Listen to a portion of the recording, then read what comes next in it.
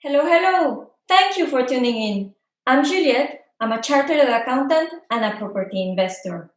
This is the second video of the UK house prices presentation. Last time we covered the UK house prices trend, and today we will be looking at the north and the south divided. Some of you might think that the south performs better than the north. So let's look at the numbers. North and South divide. In this graph, we can see that in the north, from 1983 to 1990, we have 107% increase. The south of England increases by 118%. In the next decade, north of England 90%, the south went 46%.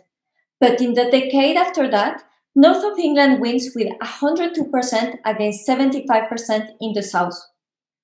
Over time, they go up the same. But the papers are written in London. You see, average house price has gone up 30,000. And you go, well, my 80,000 house in Newcastle is never gonna do that. But 30,000 in London is 10%. So your Newcastle house would only need to go up 88,000. Please, go on land registry. Go nationwide house price index. There are your two places where you can go and check the data by yourself. Play around with the location and see how the house prices grow over time. Let me tell you what generally happens. When markets start to rise, it rises first of all in London. Then it washes out to the outer metropolitan, and then it goes to the southeast and the southwest. So, if we look at the last 9 years here in the chart, on the left-hand side, we have London rising at 67%. Then it washes out to the outer metropolitan, 55%. Then we go to the southeast, 44, East Anglia, 41, and then the southwest, 35%. That's how it rises first. And it's all down to the motorway network.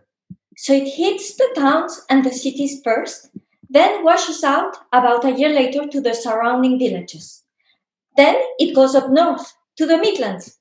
So we got the East Midlands and the West Midlands. We can see in this chart East Midland 34% and West Midland 31%. It's virtually the same. Then we move to the M62 corridor, and then we move up to the northeast and the northwest. Okay? So when you look at this pattern, it's not an exact science, but when it starts to rise in London, it will start rising in Midlands in about 3 years later. We get to the M62 corridor, and Manchester will rise quicker in about 2 years, but the rest of the corridor will rise 4 years later. And then onto the northeast about 5 years later. It's not an exact science, okay? But roughly. And once you start understanding this pattern, it's really powerful. I really hope you enjoy these two videos on the house prices in the UK. If you do, please like my video and subscribe to my channel.